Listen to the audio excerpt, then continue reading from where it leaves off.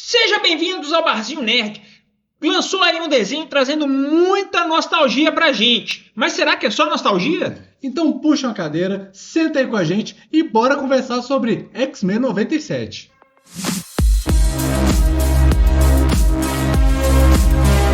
Salve galera, meu nome é Luan e a gente vai bater um papo aqui sobre o novo lançamento do Disney Plus. Pois é, eu sou o Werner e a gente vai assistir os 2 primeiros episódios de X-Men 97. A gente vai assistir não, a gente já assistiu. A gente já assistiu, exatamente. E a gente vai comentar aqui o que a gente achou dos episódios. Pensando assim, será que ele é só nostalgia?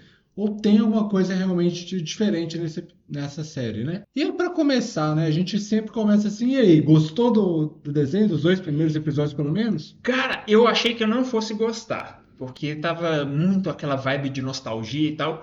E eu gosto de X-Men naquela época, mas eu era muito novo, eu tinha 8 anos de idade quando o troço tava passando, eu tava acabando, então assim, nem lembro direito. Mas eu gostei demais. E assim, poder ver o que tem mais recente na minha cabeça de X-Men é o X-Men Evolution. Sim. Que tem uma paleta de cores mais sombria. Sim, com certeza. Cara, eu achei muito bom ter visto tudo colorido, tudo glamour, tudo rock and roll, farofinha, sabe? Aquela... Tivemos o Gambit de Cropped, né? Achei aquilo lá tudo muito legal. Aquela roupa sexy do Magneto. Sim. Aquilo lá, na verdade, ela é inspirada numa... Na verdade, inspirada não, é tirada diretamente de um quadrinho, né? Inclusive, a capa do quadrinho é ele com aquela roupa e acorrentado no julgamento, igual foi no segundo episódio, né? Ah, tá. Aí eu acho que, assim, não precisa nem... A gente já avisa que vai ter spoilers. A gente vai comentar os episódios de forma mais livre. Então, se você não assistiu ainda... Recomendo você ir assistir lá no Disney Plus e depois você volta aqui para bater um papo com a gente. E agora, assim, comentando, você falou que não tinha muita lembrança do... As minhas lembranças eram meio vagas. Normalmente o que vem na minha cabeça são os recortes que as pessoas fazem do Wolverine falando aquelas maluquices que ele falava, né? O favorito do professor está com medo. Quando quiser... bonitão. Ou então... Que era geralmente mais para exaltar o a dublagem do Isaac Badavid. Então, assim, tinha muito isso. Mas, assim, eu me lembrava mais dessas coisas que, vamos dizer assim, criam uma memória falsa. Eu não me lembro. Eu não me lembro das coisas no contexto em que elas foram aplicadas. Sim. E eu acho que pior ainda, né? Porque eu até procurei começar a ver algumas coisas do desenho antigo recentemente, só que eu não assisti o desenho antigo. Eu não assisti. Porque além de eu ser muito novo, na época eu acho que eu estudava na hora que passava o desenho. Então, assim, eu não assisti o X-Men naquela época, né? Eu via...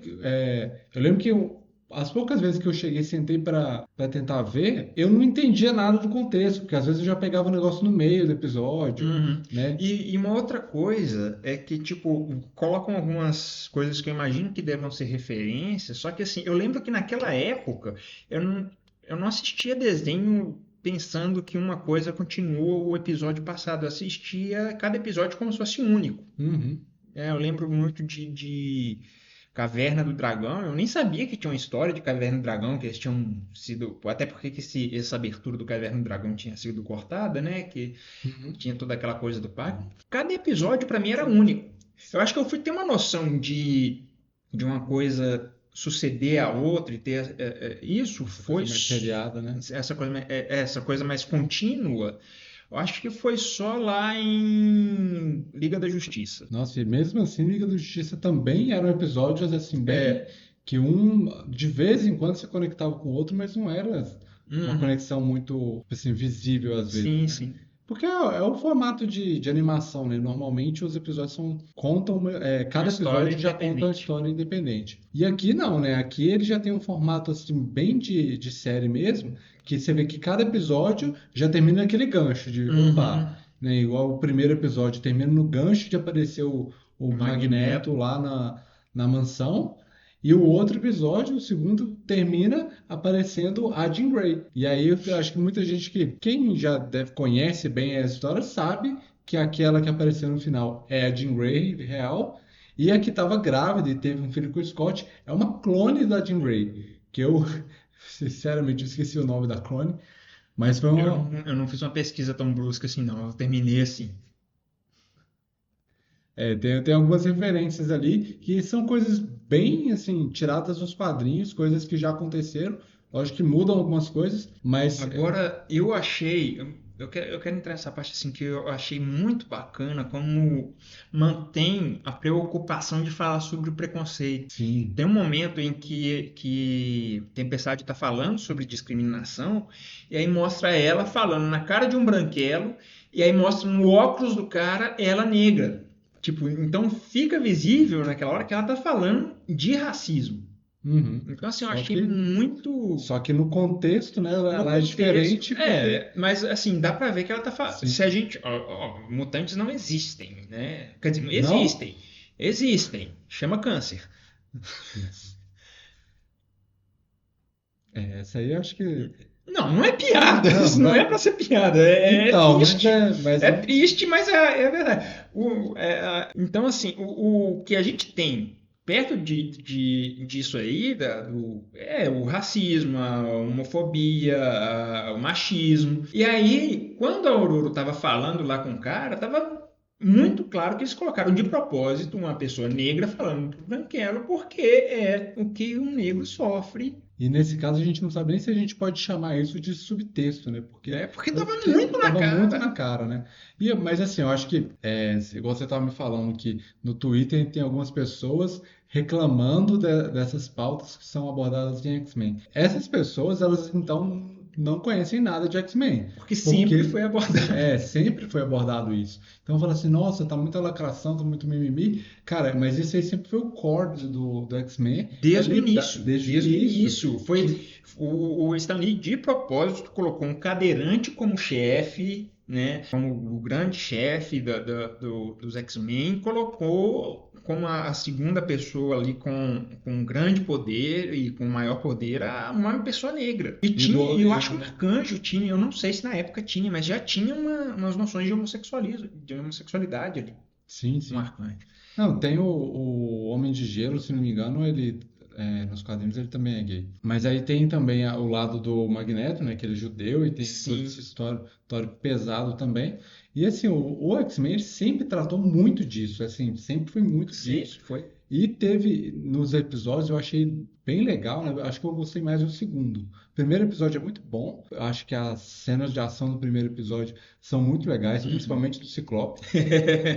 Eles aproveitaram muito bem o Ciclope, né? Igual a hora que ele consegue pular do avião e ele consegue chegar. Ele amortece a queda. Amortece a queda com os lasers. Os lasers dele é muito legal. O uso dos poderes no geral é bem legal também. Tem aquela cena que a gente tinha visto no trailer e que, apesar de que era só na sala de treinamento, mas mesmo assim é muito legal ver o Gambit colocando as garras do Wolverine como explosivos.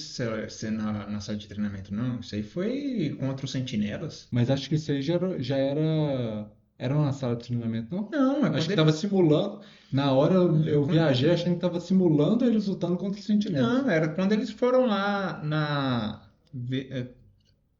esqueci o nome do cara. Isso aí foi já no final, né? Eu viajei, desculpa aí, gente. Segundo episódio. É porque teve. Eu confundi, eu achei que Sala era de treinamento é com o menininho lá, o brasileiro. Que inclusive, né, isso é muito legal de mostrar, que tem um paralelo dele com o primeiro episódio da saga antiga, que é parecido, né? Porque no caso é a Jubileu, que ela estava sendo perseguida pelos sentinelas, aí os X-Men salvam ela acorda lá na Mansão X, sem saber nada, e a gente vê a perspectiva através dela. E aqui a gente vê através do Mancha Solar, que é um personagem brasileiro extremamente poderoso, e que a gente já falou dele aqui no canal, em um vídeo que a gente fala só de super-heróis brasileiros, que a gente vai deixar aí no card para vocês. Ah, você acertou! Uma hora eu aprendo, né? Achei legal. E vai ser muito bom se ele aparecer de novo, né? E tem uma outra coisa que eu queria falar que assim, eu achei muito bom. Quando tá tendo o julgamento do Magneto, sim, e aí acertam a Aurora, tiram o poder dela. Eu lembrei do filme, quando acertam a Mística e tiram os poderes da Mística. No filme ele chega, que pena, eu gostava tanto dela. Lamento, minha cara. Você não é mais uma de nós. E ele larga a mística. No desenho, ele ficou. Eu falei assim, não, devia ser assim que o Magneto do filme adora aquele filme, Senhoria McLean, mas é assim. Quando aconteceu aquilo com a mística, devia ser a reação dele.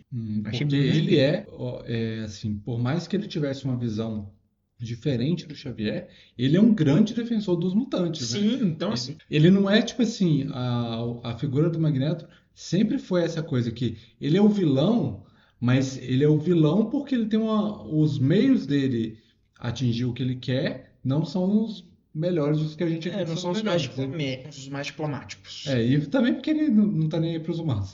Ele é um cara que ele é o defensor dos mutantes, e por isso que tem aquela relação tão legal dele com o Xavier, né? Que os dois, eles não estão tentando se matar. Eles estão querendo meio que a mesma coisa, mais ou menos, né? Porque ele não quer viver em harmonia com os humanos. O Magneto não quer viver em harmonia com os humanos. O Xavier quer, mas eu falo assim, eles estão lutando pelos mutantes, cada um com uma visão diferente. E agora tá o Magneto tentando honrar a memória do Xavier. Isso aí. E é uma coisa muito estranha. Mas ao mesmo tempo eu achei muito legal. Porque você vê aquela hora lá que ele chega e leva lá todo mundo pra ver a Terra de longe, assim. Você vê que assim, ele é muito poderoso, ele é um cara muito poderoso. E ele tá, tipo assim, se segurando para não acabar com aquelas pessoas ali.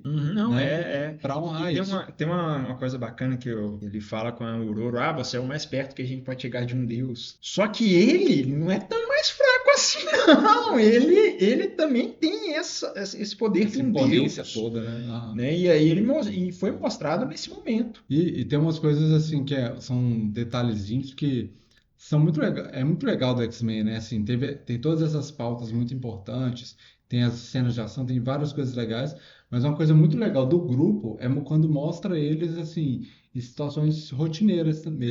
Tipo assim, jogando basquete, o Gambit lá com o cropped dele cozinhando. Então, assim, esses momentos também são muito legais de mostrar a relação deles, sem ser só como equipe lutando, né? A relação deles que eles moram numa mansão. Eles têm as preocupações, né? E o Scott ele tem todo esse senso de dever com os X-Men, mas ao mesmo tempo agora ele vai ser pai, né? Achei esse trabalho muito legal, assim. A preocupação da Jean, que aí não é a Jean, né? Mas ela está preocupada com o filho. E isso é muito real, né? Assim, eu estou passando por isso, né? Vou ser pai em breve. E a minha esposa, desde o início da gravidez, assim, você vê que a cabeça dela já mudou na hora. E o pai, né, no meu caso, assim, lógico que a gente já fica muito mais preocupado, mas isso vai levando um tempo ainda até aí cair a ficha, até assim, não, peraí, eu tenho que me preocupar com isso aqui agora. Não, eu tenho que me preocupar agora, tenho que largar algumas coisas para poder me preocupar com minha filha. Então, eu achei legal isso, que eu até me identifiquei, né? Mas é legal ver esse contexto assim, que é uma das coisas que é muito legal nos personagens da Marvel em geral, que não é os dilemas deles são às vezes dilemas muito reais, muito próximos, muito humanos, né, mesmo que sejam mutantes, mas são dilemas muito humanos que a gente consegue se identificar muito mais do que às vezes dilemas muito gigantescos, aqueles super-heróis da DC que são tão poderosos quanto deuses mesmo, né, a maioria deles. Que é sempre o salvar o mundo e menos o salvar quem está perto, né? Então assim, por mais que o Superman tenha a carreira dele como jornalista, raramente é explorado se ele está recebendo bem, Acho que assim, e o legal dos X-Men também, nesse contexto, é que como são vários personagens e muito diferentes, sempre você vai se identificar com alguma coisa de uma coisa do outro, né? Com alguma característica de vários deles ali. E o interessante, uma coisa que eu achei interessante também, apesar do Wolverine ser um dos personagens mais amados dos X-Men, você não sentiu que ele ficou um pouco apagado nesses 2 primeiros episódios? Apagado assim, no sentido de... Ele quase não age, né? Ele é muito assim, ele aparece e tal, luta, mas ele nunca nesses 2 primeiros episódios, ele não é muito foco, né? Ele não é muito foco da história, realmente. Eu não tenho lembranças de se ele realmente era muito foco Não, mas eu falo... caso é que ele é muito icônico. Ele é muito icônico, mas eu quero dizer assim... Tipo, a cena dele é: quem tá aparecendo é o Apocalipse? Não, menino, filho!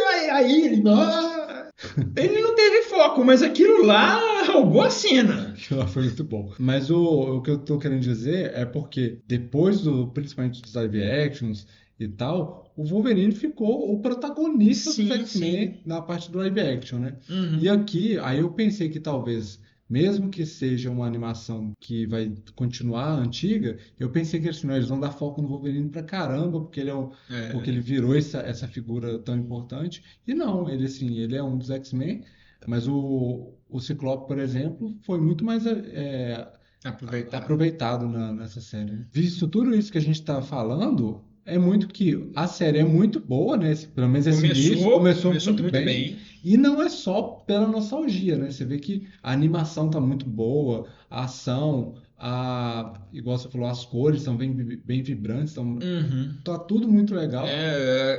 Eu senti, quando eu vi aquelas cores berrantes, a Jubileu fazendo aqueles foguinhos e aquela coisa, eu pensei, me deu falta dos anos 90.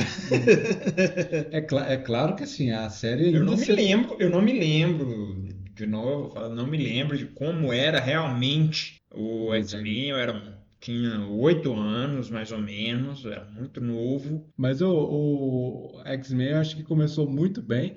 E eu acho que é legal ver que é uma equipe que estava faltando para a Marvel mesmo, né? Agora que eles vão ter oportunidade de realmente usar essa equipe de novo. Não estou falando que está salva, mas tem chance de ter várias coisas legais de novo na Marvel.